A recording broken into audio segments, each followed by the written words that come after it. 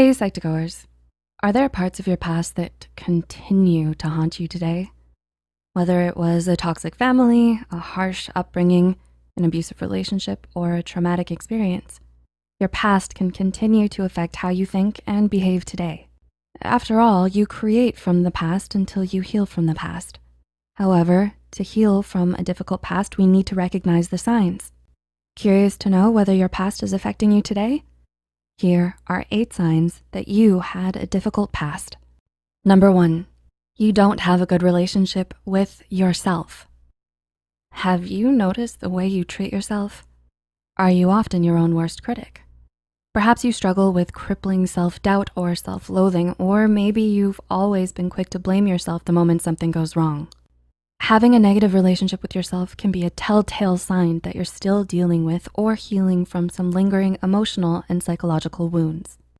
Like many people, this may stem from having a difficult past.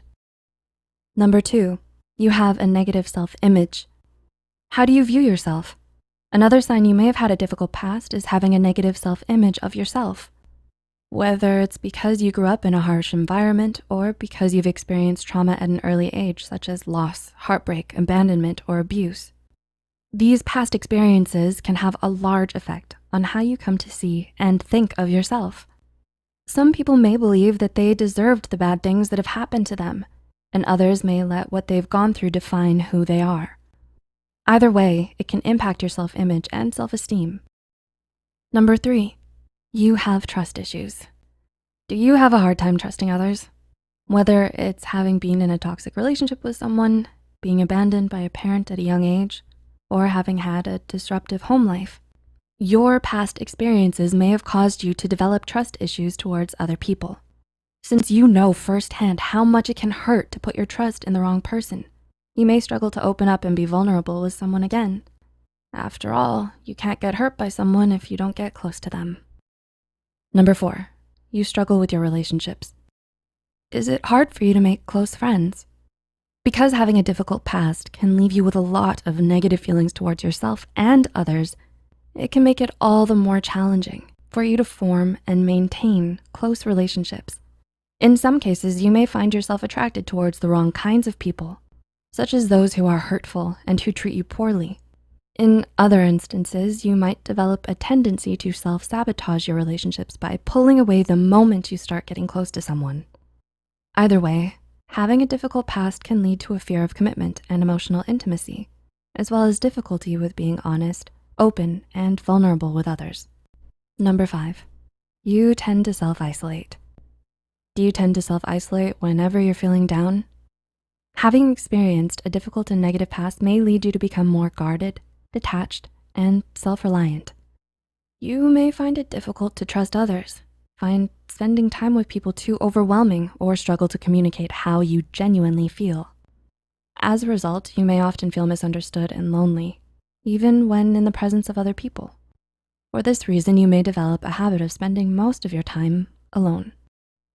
Number 6, you have difficulty dealing with your problems. Are you easily stressed out by your problems and find it hard to think clearly? Perhaps you always feel panicky or overwhelmed when faced with the tiniest of setbacks and inconveniences. Or maybe you react the opposite way, by staying in denial and deflecting with humor, sarcasm, and dismissiveness. Whatever the case, this struggle to address even the simplest of problems may indicate that you're still struggling to recover from your past experiences and problems. Number 7, you struggle to control your emotions. Is it very easy for you to get upset? Instead of you controlling your emotions, does it feel like it's your emotions that are controlling you? Whether it's snapping and lashing out at people a lot or feeling upset and sad suddenly with no good reason, your past experiences can affect how well you're able to manage your emotions.